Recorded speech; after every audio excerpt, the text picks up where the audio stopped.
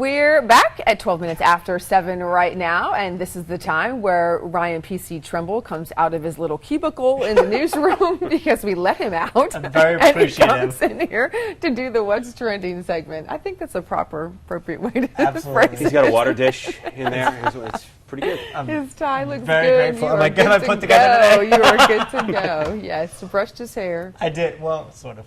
It looks brushed. Good. Thank You're you. good. That's as long as it looks like I brushed it. Very good. That's the point. All right, let's get started. So we've got some fun stories. Well, they're fun to me at any rate. That's why I picked them. So J.K. Rowling does not tweet very often, but when she does, it's worthwhile to take note. And this week, she basically made Twitter explode with a pair of tweets that she sent out. First off, this user, Peruse Project, said, "Every time J.K. Rowling tweets, I stop whatever I'm doing and analyze it for an hour." And J.K. Rowling replied, "See, now I'm tempted to post a riddle or an anagram, must resist temptation." But she didn't, because then she posted, "Cry foe, run amok, fall awry, my wand won't tolerate this nonsense," and hasn't tweeted since then. So a lot of people, she followed up with one tweet that said, "This will keep them busy," and then hasn't tweeted since then. Just sounds to me like she's been drinking. But a lot of people are wondering if perhaps she's working on another Harry Potter book because of the wand reference. However, I'm likely to think that she's just talking about the film that she's finishing writing right now, which is a Harry Potter related because it takes place in the world. We'll see. I have no, yeah. Lost on Nothing, that one. nothing. That well, might I take haven't read the books. and- More than an hour's worth of analysis. Yes, yeah, no one has cracked it at all yet. Or perhaps less if you just want to give up. Or yeah, I mean, I'm just waiting. I'm just gonna see what it is. I'm not too into riddles myself. I'm into just here's a book. But that's just me. Here's a book.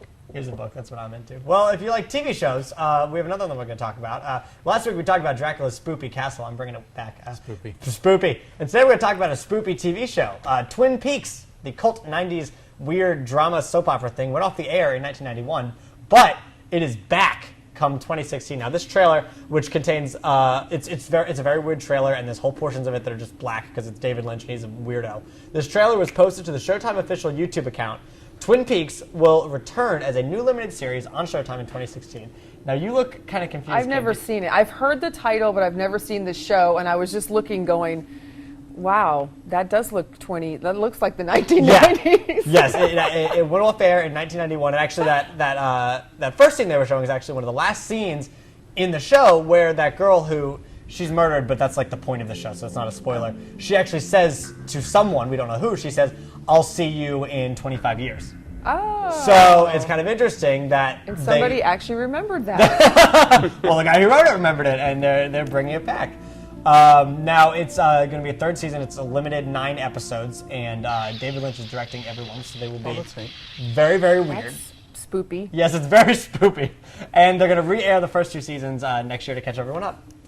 I'm excited because I like David Lynch. He's done a lot of I like strange movies and stuff. And Yeah, I do too. Yeah. I wish I'd have seen that. I was going to say, I remember it from, well, like high school, college, whatever I was in at the time. But I want to say at the time it was something that people a little older than myself watched. Really? Yeah, because I remember hearing it, but I never remember watching the movie. But I remember David Lynch always being, like you had mentioned, kind of being described as he's just a little off. Yeah, he's made some weird movies. Makes for some good TV shows. Absolutely. I mean, he's made a lot of weird movies, including Blue Velvet. Blue Velvet. I was about to say Velveeta, which is cheese. He did not make Velveeta. He may have made some. He might have made some. He Velveeta. might have gotten hungry. But Blue Velvet is what he made here. Yes. Oh yeah, right here in Wilmington. Yeah. Oh. There's a local connection they always want Good us job. to do. Way to bring remember it. Thanks. Boom. Full circle. Full There we circle. go. It's And now come I'm all the gonna- way around, and now it goes to the end. This is a sports Of the thing. I death. threw a sports ball to Gannon. Toss it up. ball. Well, this is about the pigskin, and it's a story where 2 teams, really a whole league, really a whole legion of fans across the country and the world come together for a common cause here, rallying against pediatric cancer. This is Devin Still. He's a lineman there for the Cincinnati Bengals, vaunted defense, big guy. His daughter's fighting a battle, Leia, 4 years old, pediatric cancer. Surgery already underway, or taking place, but the recovery is underway. She still has a fight ahead, and the hashtag is Leia Strong. And there you're seeing Patriots cheerleaders donning Devin's jersey. That's so and sweet. all the sales proceeds from the jerseys from the Bengals going directly to cancer research. So talk about something everybody can come together for. real. Yes. Hashtag Leia Strong.